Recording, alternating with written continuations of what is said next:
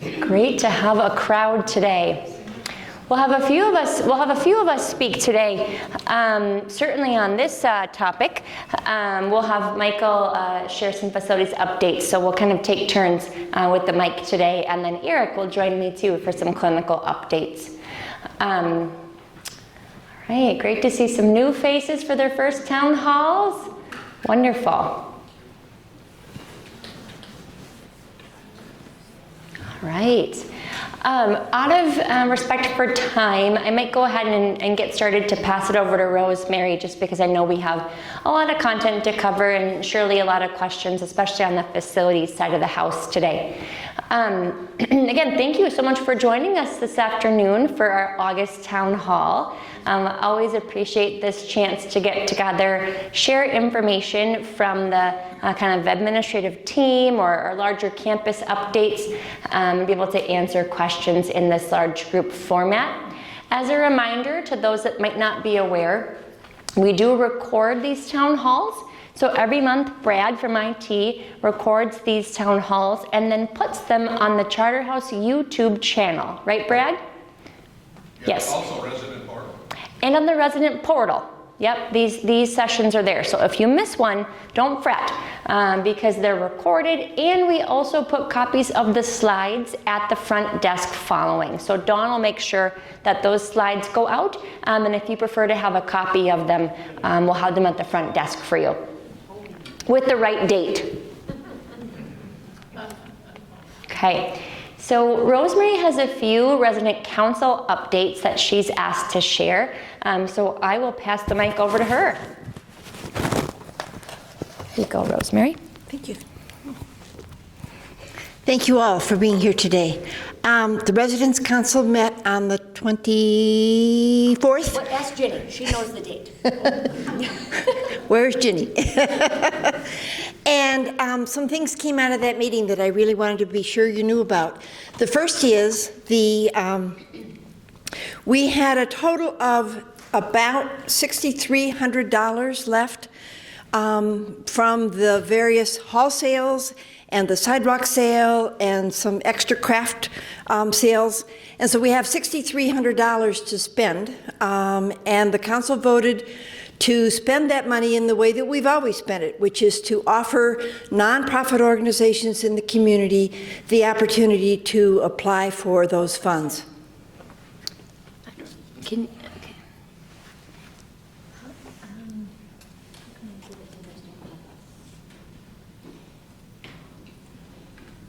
What? Go ahead, Rosemary. Sorry. Okay, so this is a resident-driven process. It's going to open on September 1. And you, as residents of Charterhouse, have the opportunity to give an application or send an application to any nonprofit organization that perhaps you volunteer with, perhaps you've received services from, or perhaps it's an organization that you yourself already make contributions to. So it does not have to be a exclusively local organization, but it does have to have a presence in Rochester. So we can't fund somebody in Schenectady, New York, but we can fund an organization that also has an office in Schenectady, New York. So, any questions about that? The application packet will be available starting the 1st of September.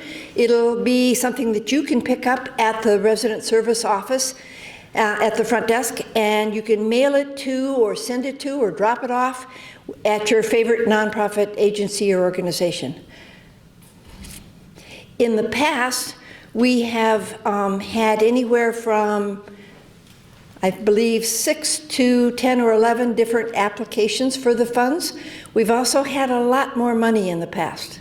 So we only have the $6,300 this year, and we're going to let the organizations know the total sum so that we don't have people asking us for $20,000 when we only have $6,000 to spend altogether.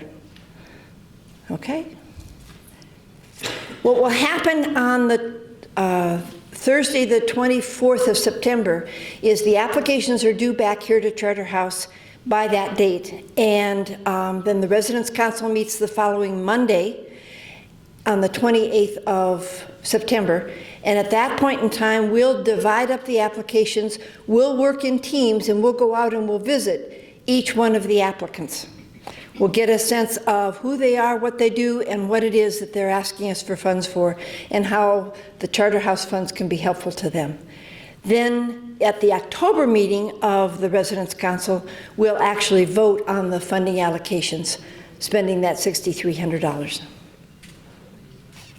Will the council narrow down the number of applications initially? What if you get 20? You know? We'll probably, well, first of all, we'll make sure that they all have 501c3 status, that they are actually nonprofit organizations. We'll also then make sure that they are providing services here in the city of Rochester. Other than that, there's no particular criteria that I've been aware of that we've ever used to exclude them from the initial application process. So we would visit all of them. If they received it last year, they're not eligible this year. That's right.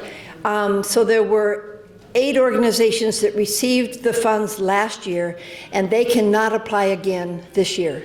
And that list of 8 organizations will be a part of the packet. So you'll be able to look and see whether the organization you're interested in funding actually received funds last year or not. Another area that the council is taking some initiative in is taking a look at our space use. We have a 3-pronged approach to this.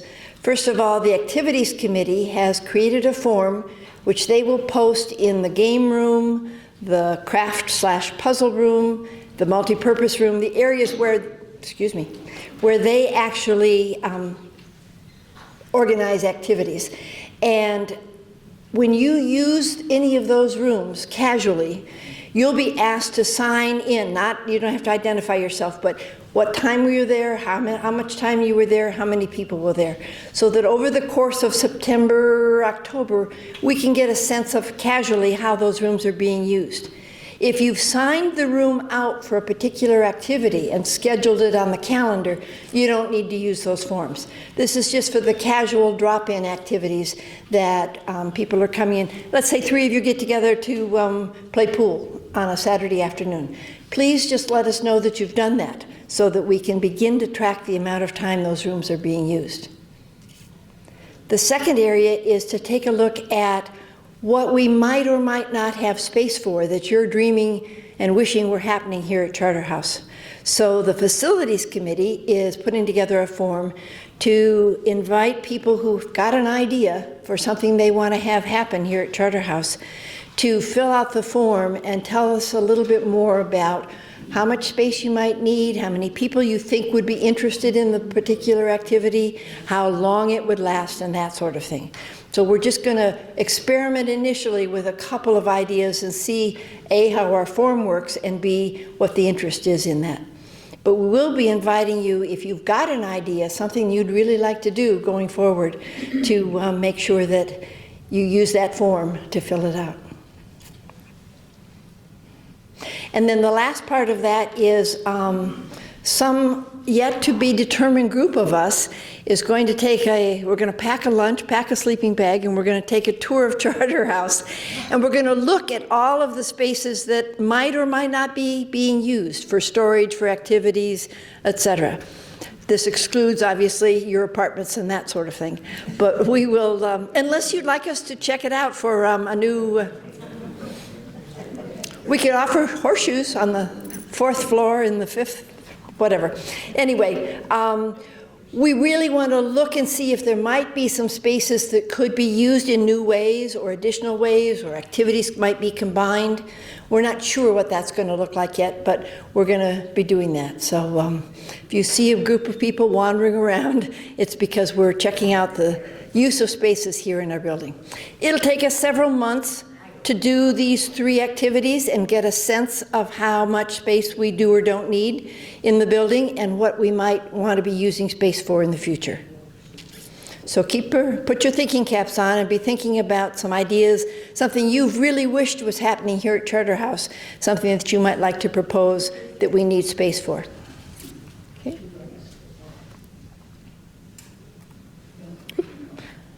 Go back one if you want to take it Back one. And then I just want to leave you with this last thought. We continue to be under a tremendous amount of stress in this building because of the activity, the turmoil, the remodeling that's going on both inside the building and outside. Our whole neighborhood is torn up. And I don't know how many of you live through remodels in your own home, but I can name a few people in my past history who ended up getting divorced because there was a remodeling going on. We don't want that to happen. We don't want anybody leaving, and we don't want anybody being unhappy about it. But let's see if we can't find the time and the space to just reach out to one another and be a little bit kinder so that this process will ultimately end up for the best for all of us. Thanks. Thank you. Appreciate those updates, and thank you to the council for all that you are doing, and all that those committees and subcommittees and action work groups are doing. I wanted to start off some of my content today with some great news, as we always do, but this one I'm especially proud of our team for. So this is the results of the survey, the preliminary results of the survey that was conducted recently by that duo of ladies who came in from the state contract, who surveyed about 23 or 24 of you throughout our building that you welcomed into your homes. It was kind of a random group that they selected from the roster, and you all gave responses to them as they asked. So they have specific set questions that they ask residents in every assisted living in this state, right? That has more than a handful of residents in it. And so certainly as Minnesota's largest assisted living, we know the challenges of scaling quality, and to see this many positive +1, +2, +3 changes in that far right column tells us that from last year's survey to this year's survey, using the same questions that they asked, significant improvement, right? It's very hard to already be at 99 and to go to 100. Or in dining, right? You go from 92 to 94, that's incredible. These scores are industry leading, and especially in a building with 400 assisted living beds. I'm sorry, Rick, the lighting is a concern. Okay, yes. Can we turn down the lighting? The lighting. I always get it wrong. Is it this one? We'll give it a shot. Okay, well, we'll be back if it's all dark. Yeah. Better on this side? Okay, we'll repeat it. That was the middle. Good? Good. Okay, thank you for bringing that forward, Rick, so everybody could more comfortably see the screen. I appreciate you sharing that. As I was saying, you have last year's scores from this same survey, this year's scores, and significant improvements and measures to be proud of there. As we get the final report, we'll certainly share that with you all. It's also, when it comes out, published on the state website. So it's publicly available information. The state does that as part of our licensing. So again, great results that we are celebrating. And a few areas that we're also looking into, of course, those lower scoring areas. Especially, there was 2 questions that were kind of key themes, which was weekend activities and getting outside for our care venues residents. So some action planning in those two questions is ongoing. Well, this is not the current version of the slides. Okay, I apologize, just give me 1 minute. Let's turn off the screen. Can you help me, please? Thank you. I'm sorry, I must have pulled up the old one. As we put copies out at the front desk, I will update this version to ensure that it has all of that content before those copies are put out. So there'll be some things that Michael, myself, and Eric we'll talk through during the remaining time, but you won't see it on our slides as was previously intended, but we'll put that in the final copies before Dawn makes copies and they have them at the front desk. So sincerely apologize for that. So other successful notes or just positive feedback. We had a great all around the house event.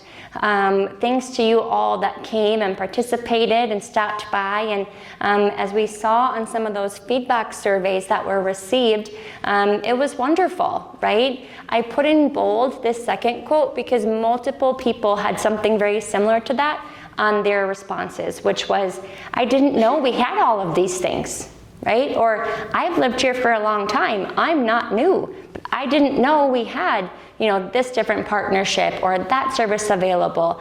So it sounded very much like it was a worthwhile event to hold, and we look forward to repeating it again. There was also feedback about considering more of an all around the town event, and having some other local partnerships or services, resources available at that time. So more to come on this topic, but again, much appreciation and gratitude for those of you that participated or attended the first Around the House. We also had a great transitions presentation last week. There were roughly 35 residents in attendance. I think that was highly educational and beneficial to those that joined us.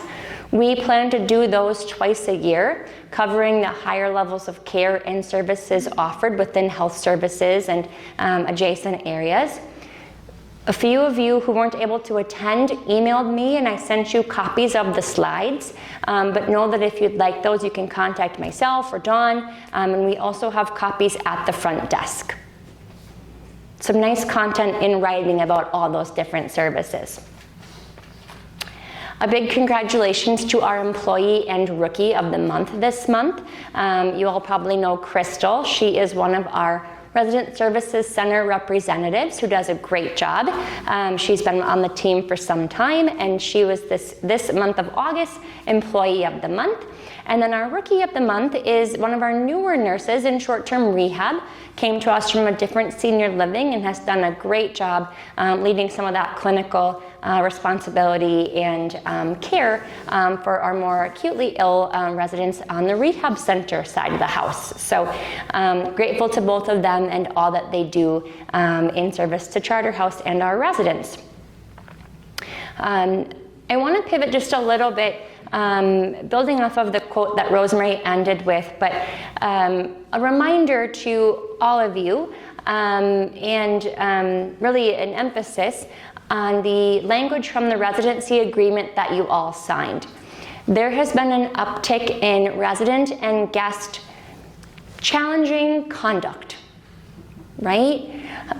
Treatment toward our staff by residents, their loved ones, or their guests that will not be tolerated, right? It's not acceptable to name call or to treat with disrespect the staff that provide critical care and service to you all and to our community. There is pretty clear language in our residency agreement that I've highlighted here on the slide, but the last line I think is important in this first paragraph, which I emphasized. Facility staff are not expected to accept abuse from any resident, family member, or visitor, right? Our staff should not have to take that kind of treatment. They're here working primarily low wage earning, frontline, hard jobs, right? And they need to be treated with respect and care and concern and consideration. We need them. Without them, it's much harder to operate this building, right? It makes things like providing swift care and exceptional services to you much more challenging, right? It's very important that we all treat each other, even fellow residents, right? That's important too, with respect and care. So please know that this topic is a very important one at this time, and really want to emphasize that our staff should not and will not take this kind of conduct or treatment by others. Again, residents shall not engage in conduct that creates a danger to themselves, other residents, visitors, volunteers, staff. So we will not tolerate this kind of action or behavior. Again, there's a third kind of section to this language in the residency agreement, but it also states that you agreed to follow the terms in our resident handbook, right, which we know has routine edits, but also spells out language regarding treatment of others. Myself and Chris have been dialoguing, and we'll meet with Mayo Legal as well to discuss and ensure that our language is strong enough, if you will, too. But know that we have abilities as well on the facility side to have hard conversations with you all, with guests, with family members about acceptable treatment toward our staff. And that if you are not happy living here, you have the right to choose elsewhere, right?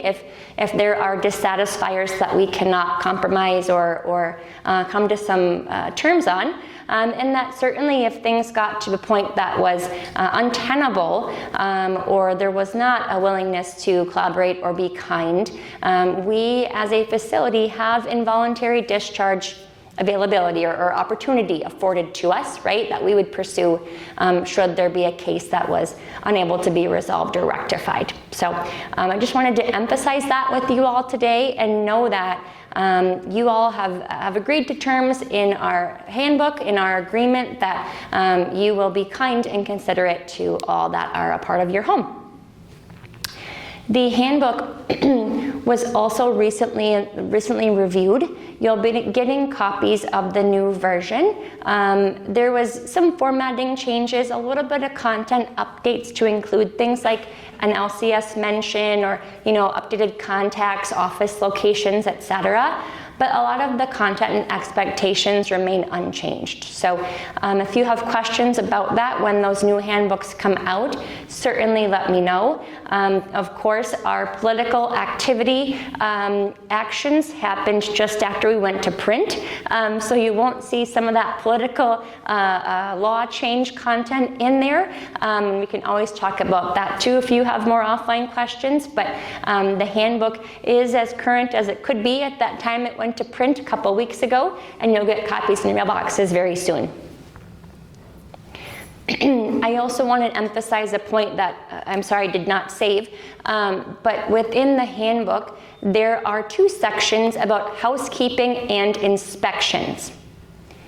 Housekeeping is a light weekly service if you wish to have it weekly, right? We provide as a part of your monthly service fee package light weekly housekeeping. Within that paragraph, it states that you are expected to keep your unit tidy and to make it easy and efficient for your housekeeper to clean your unit. That means it needs to be walkable. They need to be able.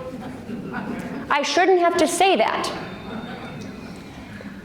That's a sad reality that we have to say, but it needs to be walkable, right? It has to be accessible to clean.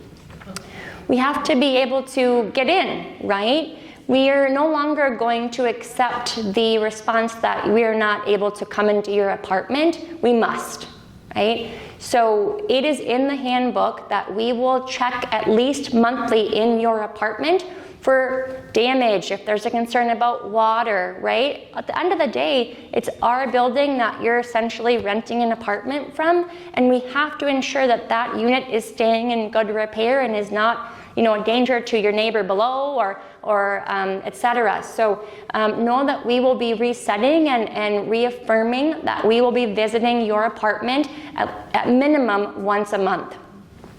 That's in the handbook under the housekeeping section, and that will be in these slides in the final version that's put at the front desk.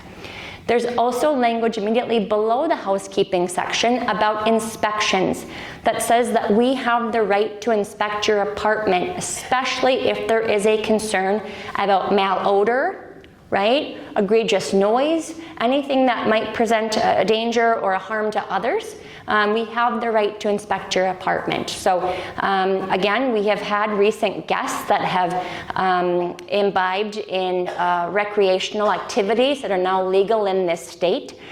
So know that if there is a malodor in the hallway, we have the right. Again, you'd think I'm not making that up. So that has happened multiple times recently in the building. So just good reminders to be aware of, that we have the right to inspect for any odors in the hallway. Okay. All right. Regarding resident engagement, the annual resident engagement survey is coming. It is rather similar to last year's, a little bit shorter than last year's. The bulk of the questions are the same in that same, kind of 1 to 5 bubble fill-in type of a scoring rubric. We were able to add additional questions to the end. We could make 5 custom questions.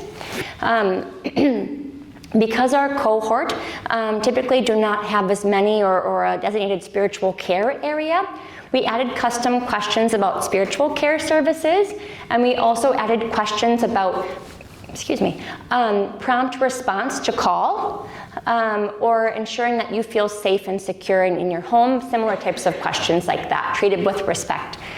So you'll see 5 custom questions at the end of the survey, and that window will be on or by October 1st through October 18th. It's my goal to be able to unveil and to highlight that survey or that engagement exercise at next month's town hall. We will continue to plan some activities and events throughout that window to really encourage you to use your voice, right? To give us feedback. I understand that there might be a feeling that, the goal is to just have high participation. Yes, because we want to know what you're thinking and feeling about your home, right? It's not just to say, oh, Charterhouse had 95% of its residents respond. That's not the sole reason that we care about this, right? It's that we want to know from you, how are things going in your home? How are things going with these departments, with myself, with other areas, with the treatment that staff provide to you? That's so critically important to shape the work that we do and to provide the best possible care for you. So again, please know that it's not just a participation numbers activity. It is to hear from you and to get your feedback. And similarly, Chris and myself continue to hold coffee chats and dine-in chats, right? You can always meet with one of myself, a different director, if you have a question or a concern. Eric and Michael are newer, but they've already both talked about having chats representing their disciplines and giving updates or being able to answer questions from their respective departments. So we'll see more chats getting back on the calendar with them, but we're here. We're able to answer questions. Now, that doesn't mean we can always answer our phone at 8 o'clock at night. I think that's important to call out, right? That doesn't mean that if you have our number and you leave a voicemail, that we call you right back. We got your voicemail. Please don't call 2 more times in that same hour. Please don't then call the front desk and say, that person didn't call me back yet. Okay, understood. But when you leave 3 voicemails in a very short succession and the person's in a meeting or has something else that they're responding to emergently, I promise they're going to respond, right? Please know that, and please allow us that grace and that ability to do everything we can to get to all of you. But there's one of me, or one of Eric, or one of Alicia, one of Michael, and there's 340 of you. If you all called 3 times in 1 hour saying, why haven't you called me back yet? How could we possibly do that? It's not realistic, and it sometimes crosses the line of what's reasonable to expect from us. And as so many of you had incredibly successful careers or were in leadership roles, you can understand that and appreciate you continuing to give us that grace and that opportunity, because again, we do our best and want to always talk with all of you, but just can't always be as fast as everybody would always like it to be. So we still are hoping to have a few more new Google reviews. We had an exceptional review from a care hotel or guest patient staying with us this past weekend that we saw on there. It was heartwarming, right, to get that review and to hear or read specific examples called out about the work that Dawn and the front desk and other colleagues did for that patient. It was amazing, right? So really welcome those and appreciate that because it does make a big difference. If you have any questions about Google reviews, what they're used for or how to do one, we're happy to speak with you about that. As we expand our volunteers and our programs that we are supporting or offering to you all, in addition to Kayla for activities and events support volunteering, you can certainly contact and partner with Inetta regarding spiritual care volunteering. So their contacts are there. You know both of them well, certainly Michelle as well, but can always engage with them if you have volunteer interest. Okay. A few you asked, we answered questions. There was a question recently about when the Mayo Conference Center was added. We are still trying to answer that with great specificity. Right now we have early 2000s. So that narrows it down. That's like 5, maybe 6 years. So we're getting a lot closer. As we find more detail, we'll share it. Also got the question from a few folks. Can we see pictures of the inside of the Prospect plant? We watched it be built. Can we peek inside? I didn't get a no, but okay.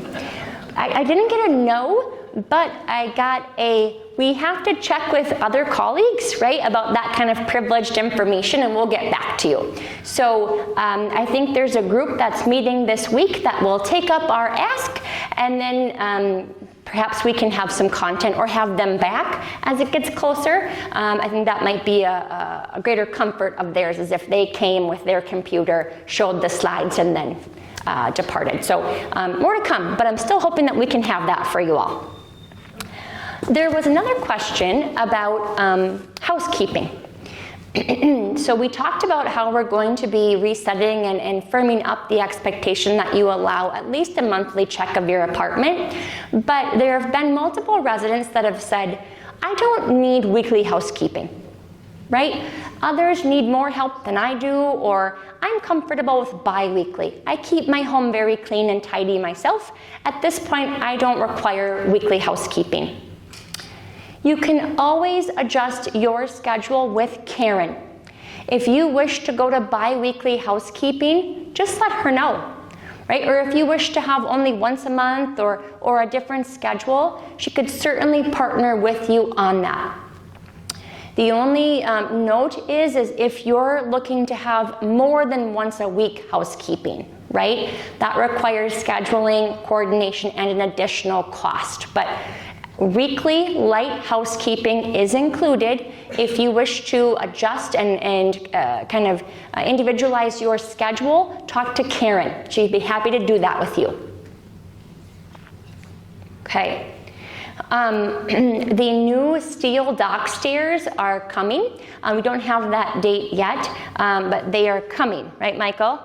And Michael is here with us. I'll pass the mic over to him to give a few updates on things like the e-call, the fire alarm system, and certainly I know there's been a lot of questions on these topics. So as Michael still is settling into his role, appreciate your understanding of that. If he says, I'm not quite sure, but I'll look into it and get right back to you.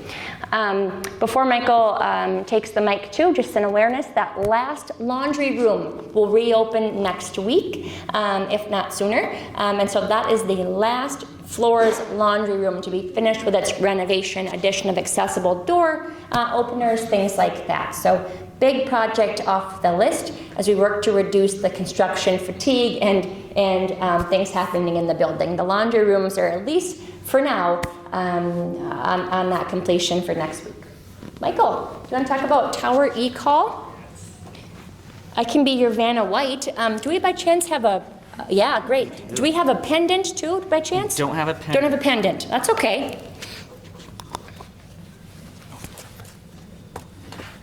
This is so Brad can hear it in the recording. And that goes like that. Oh, no.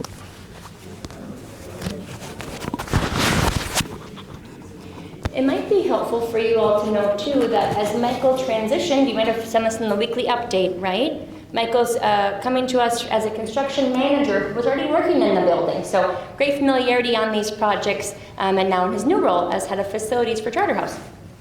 Thank you, Brittany, for the introduction. Thank you. Great.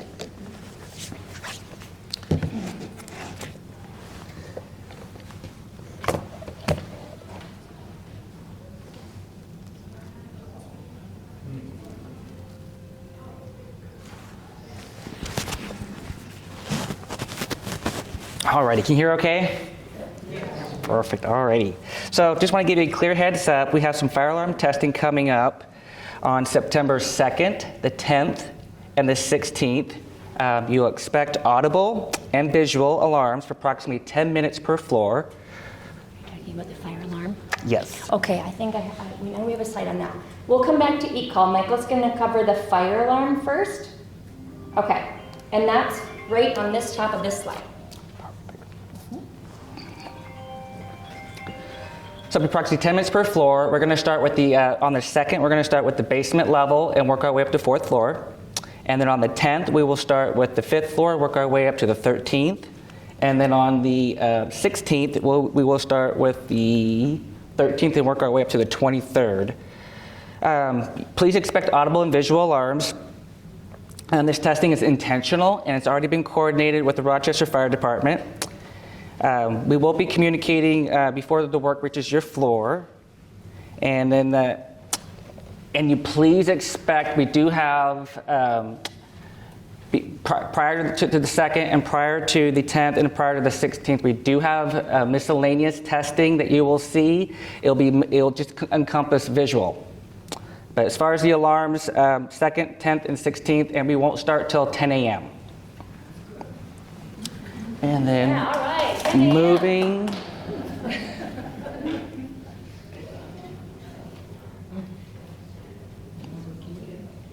Perfect. Alrighty. Moving back to the e-call installation, we were going to start August 31st, and we will be working through September 24th.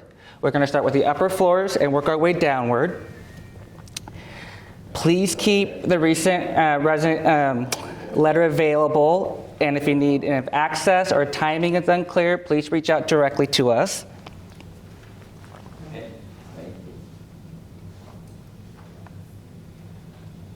I apologize, Michael. I think some of the notes that I had from Robert were in that version that didn't save about the call lights. About the call lights. I know one thing that Robert wanted to emphasize, the electrician who's leading the work to install, wanted to emphasize with you all today about the e-call install as it starts on Monday, is that your space where they're going to be installed must be reachable. Okay? They have to be able to access the space where they have to install it. If there's not a path in your bedroom to get to the place where the e-call has to be installed, they can't do the work. There are 3 electricians on this project going to the rooms, right? They will charge you a fee, right? Because we're going to get charged a fee for them to come to your apartment, be unable to do the work, then have to work with a different unit, come back to your unit later once you've cleaned it up. So if you have a situation where right now your apartment is inaccessible, right? They cannot get to the place by your bed to install it. Talk to Michael, Karen, Eric. They can help make a plan to avoid that fee, if you will, for next week, $75 you'd be charged if they cannot reach your space. Does that make sense? Elizabeth? How do you know that? So so Elizabeth, the question is, what if there's a bedside table? Fine. I'm talking about like very cluttered, full rooms that they cannot easily move something to put that up on the wall. Elizabeth. So this is strictly for putting a new one on, not taking the old one out? Oh, Elizabeth's question is, what about taking the old one out? Does that have to be accessible? Yes, the old device has to be accessible because we'll be removing the old devices. Okay.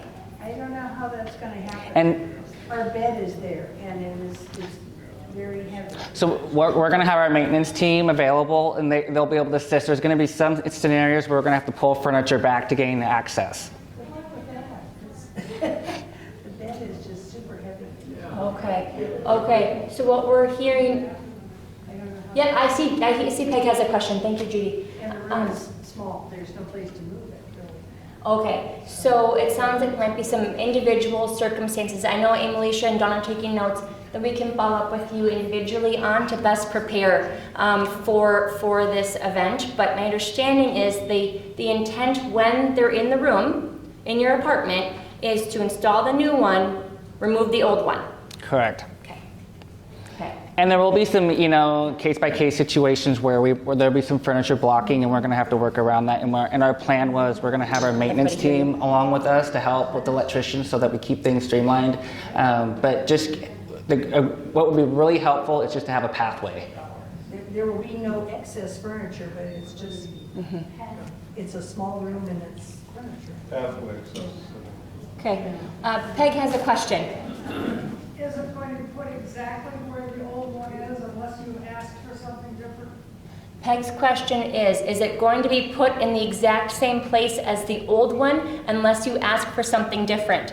Not necessarily if the old one is behind your bed.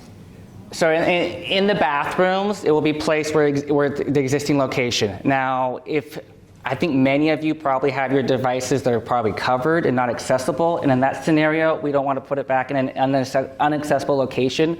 So what we asked is to consider putting a Post-it note near a spot that you access frequently that would work in your daily routine.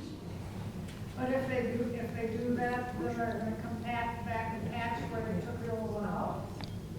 Peg's question is, will they patch the spot where they took the old one out from? So we will remove the old device and then put a cover plate over. Okay. Yes. Is it the intention to be near the bed, or can it be on another wall where the bed is not located? The intention is to be near the bed so you can access it if need to be. But if there's going to be unique situations. Maybe some have a chair that they, don't sleep near their bed. Maybe they sleep in a rocking chair. In that situation, we could consider maybe putting it in an alternate location. But I would say near your bed next to where you sleep.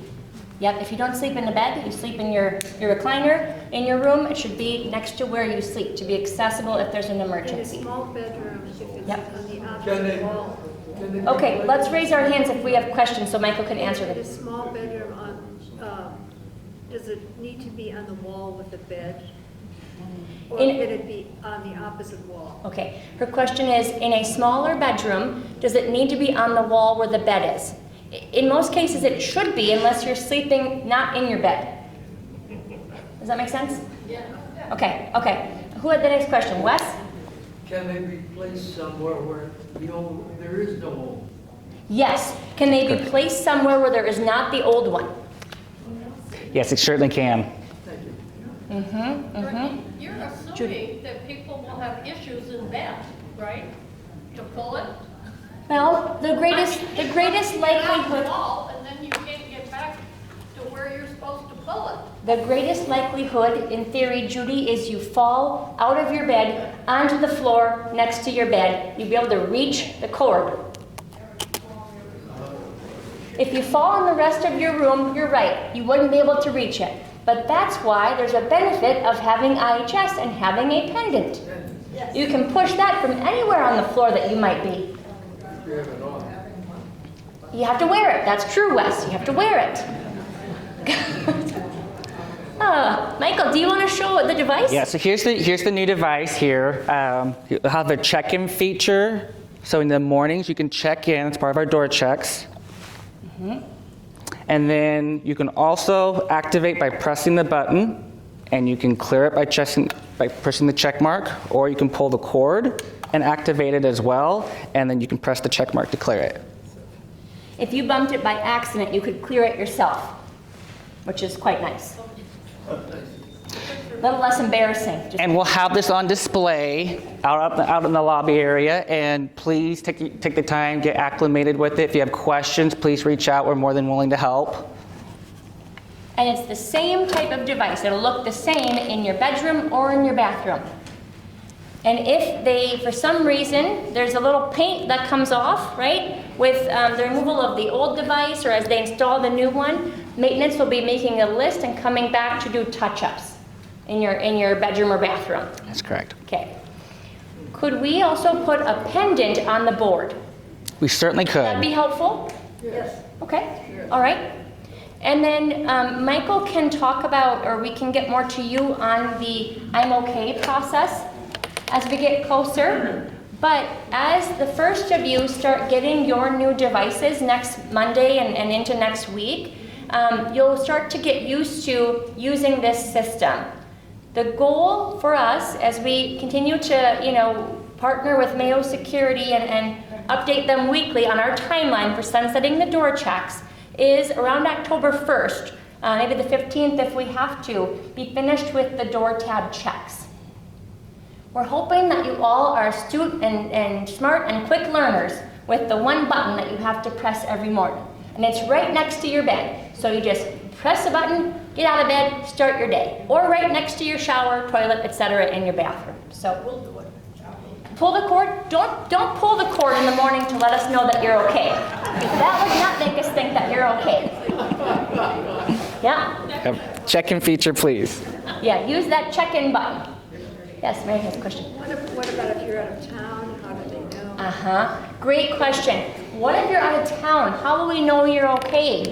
If you're out of town, you should always be telling the RSC with the pink form, right? Okay. Is it pink? Yeah. Pink form. A lot of questions in the back, Michael. Sherry has a question. I have two questions.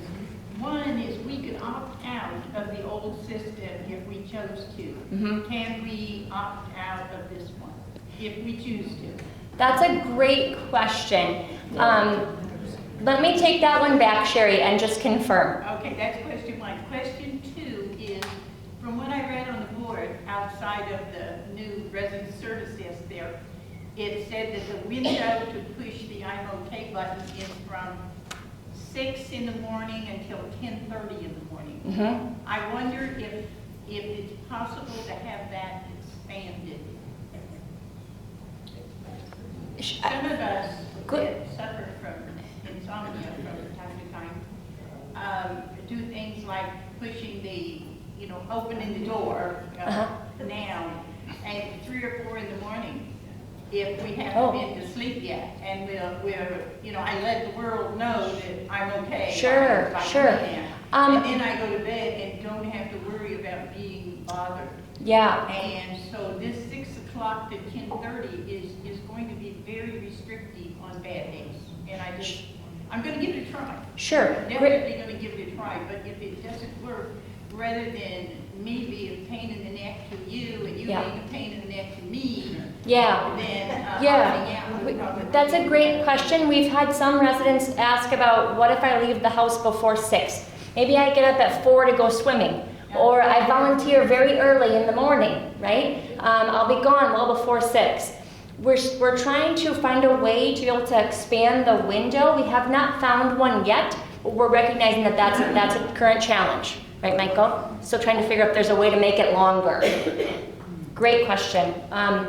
And then if you know that you would like a second one in your second or third bedrooms, Alicia has the sign-up sheet with her today. She has about a dozen names on it already, so if you already let us know, you're on the list. But if you still want that second or third bedroom additional call station, we can add you to that list. Yeah, additional 250. I have a comment. Sherry, yeah. That trying to expand the window, if for some reason or another, electronically it isn't possible to expand that window, consider if it would be possible to report into the front desk at 4 in the morning. And, it puts extra work on them, I realize that. But would it be possible to do something like that? That's what we've talked about too. And we can take a look at it. Yeah, that's a great point. Should we let somebody know at the front desk as we're leaving you know, that I'm okay, obviously, but I won't be home during that window to press my button. Very good questions. Great. Okay, other, oh, more questions. Yes, Andy. If it isn't going to be in the old location, if it can be in a different location, it's impossible somebody can come in and say the inlets are going to be here, here, and here, so we can make sure that it's open because we don't know where they're going to be, so how to make sure it's successful. Sure. So, yeah, Andy's question was, how will we know where the new one is going to be if we know it won't be where the old one was? You have a couple choices, right? On the left side of the bed or the right side of the bed. Right, Michael? And most certainly reach out. We're happy to come up ahead of time and take a look and, you know, help you, you know, look at options. Okay. Yeah. Emily will make a note. We can have your team go up to see the Ellis's. Great question. Nancy's question is, are these installed electrically? No. No. These are battery.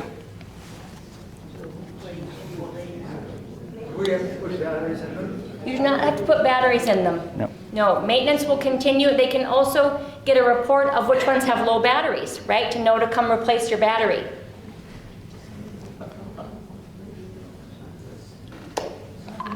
I know we're all really excited about this.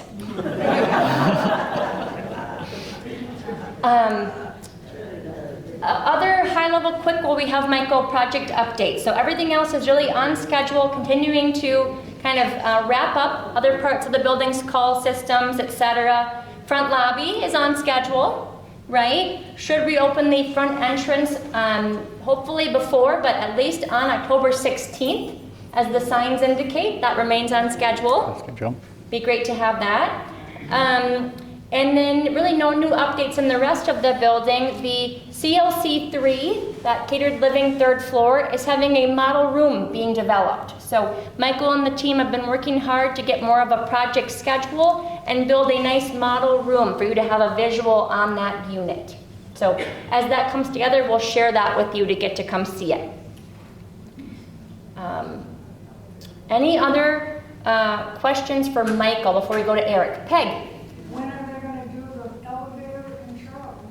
I wish we knew that answer. Peg's question is, when is that Charlton elevator project? So what I've heard through the grapevine is it will be sometime in September, and I know that's going to be coming soon. So I'm hoping as soon as I get some dates confirmed, we'll circle back on awareness, and will be 2 weeks. I think up to about 2 weeks is what they're anticipating. Okay. Dr. Brutnow. So for those of us that can use the stairs, will the stairs be blocked off by the elevator? Dr. Brutnow's question is, will the stairs be blocked off by the Charlton elevator while it's being repaired? You know, that's a good question. Let me confirm. Because we could cross the street Skyway's closed. and catch the stairs. Yeah, because the Skyway is going to be closed to replace the doors at that same time. I don't know if it's all at the same time. We have some details to learn. But you can cross the street and go in on the ground. And then take the stairs. And take the Oh, stairs. good point. You could cross the street, then take one flight of stairs down. More to come on that topic. Okay, moving on from Michael on to Eric, unless there's any more questions. I know we're almost at time. Okay, thank you, Michael, for all that you're doing, all the projects.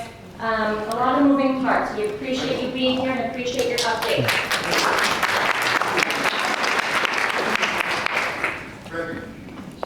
Michael has the microphone. Thank you.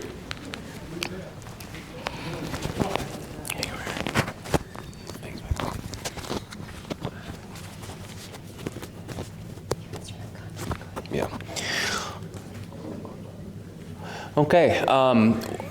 Again, if you haven't met me yet, my name is Eric. I'm the Director of Nursing Health Services. I started a little over a month ago, and getting into my role, I've done my best to try to get to meet individuals and sort of understand things a little bit better here at Charterhouse.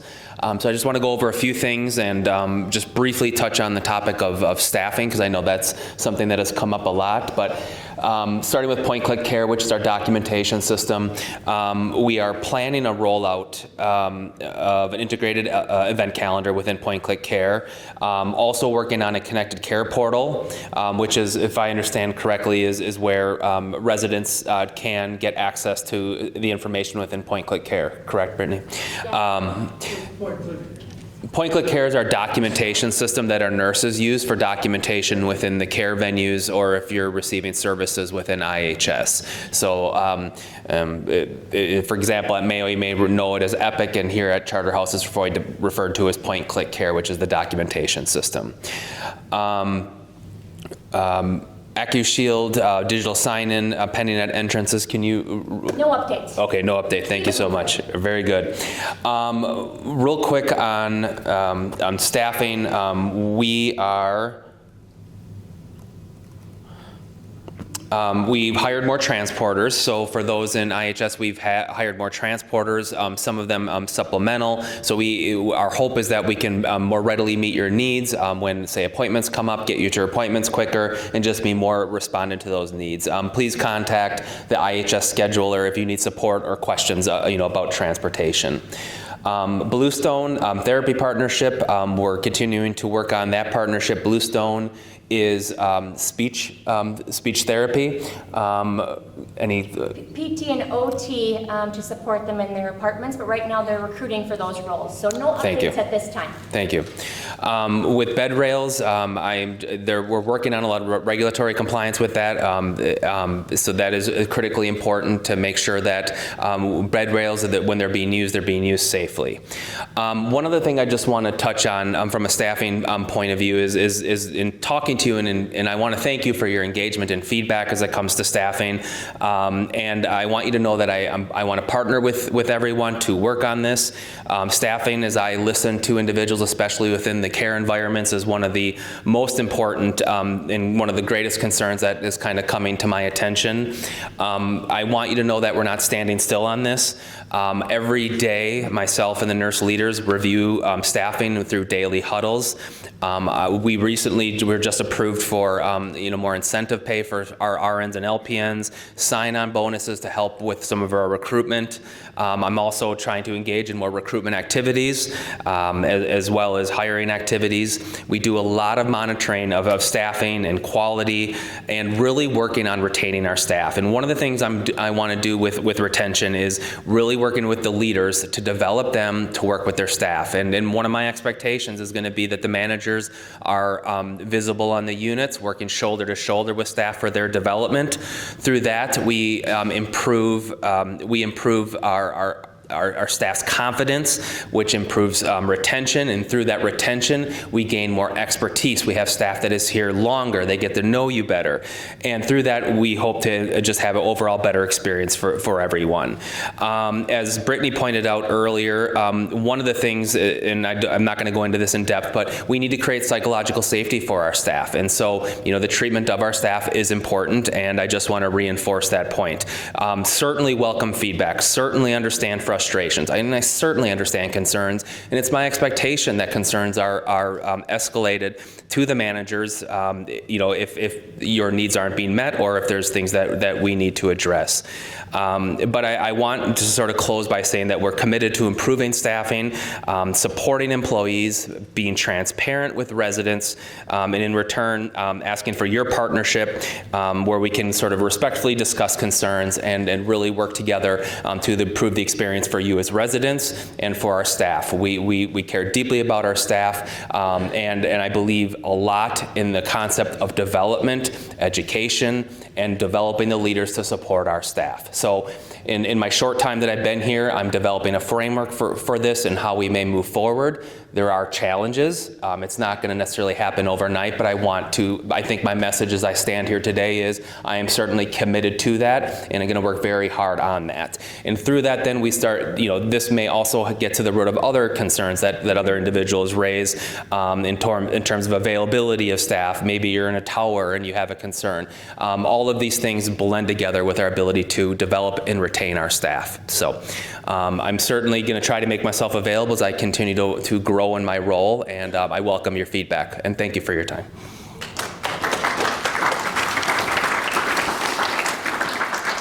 Thank you so much. And I know that we're over time, so if you'll give me just a couple minutes over, I appreciate that to close us out here. One additional point on the bed rails. Again, I apologize for my technological shortcomings here today. I had some more bullets on that topic, but I want to emphasize that bed rails are a significant risk, typically, right? Installing these kind of devices on your beds presents risk. And serious events can and do sometimes happen, right? You can have a risk of entrapment. You can have a risk of injury. It's very important that we understand, we assess, and we discuss with you if you have rails on your bed. Because we are all assisted living licensed, that includes everyone in this community that is not in short-term rehab. Right? One of those challenges of our assisted living licensure is that we have to follow that same rule for all of you in the tower. If you have rails on your bed, if you put them on, if you have had others put them on in the past for you, it's a large topic right now. You'll see a 2-page letter in your mailboxes this evening from myself and Eric outlining the comprehensive kind of increased process in which we have to approach bed rails with. So as you have questions on that letter, because it's pretty dense language from the state health department, you can certainly reach out to either one of us and we can help to clarify or talk through concerns or questions. But know that bed rails is a big topic at this moment. Okay, CLC. Rooms there are spoken for. There is a waiting list. If you have questions, Lily and Gloria remain your points of contact. Again, we're very strong occupancy at this time. I asked Yame earlier this week, but I don't believe we've been at 205 occupied tower apartments in over a decade. Is that right, Yame? No, longer, much, much, much longer. Very long, okay, long time. So we're doing very well. There's a lot of demand for our community, and so that's why it's really important for us to keep growing our team, showing up for our team, showing them respect, so we can do this important work. Eric covered most of this, but there's a new nurse manager starting on September 9th on Eric's team. So they'll have 2 nurse managers covering those assisted living care venues as third floor opens up in the future and as the needs of those units are increasing with increased census and acuity there. So again, the focus for nursing is on recruitment and retention and a plan to be able to reduce and eliminate those pool nurses providing us support. Right now it's 3 nurses through the agency. Again, just some save the dates. Chris and myself are looking forward to our coffee chat with you all this Friday afternoon. Next Tuesday at 3 o'clock is our book launch party. Very much excited about that party. That is our Michael Ransom authored 40-year history book, The Roots and Spirit. And so please plan to attend and join us. Mike will give a few words, and then we'll gather and look forward to you all seeing the book. We'll have some tree-shaped cookies, I think, some tree-themed refreshments, so excited about that.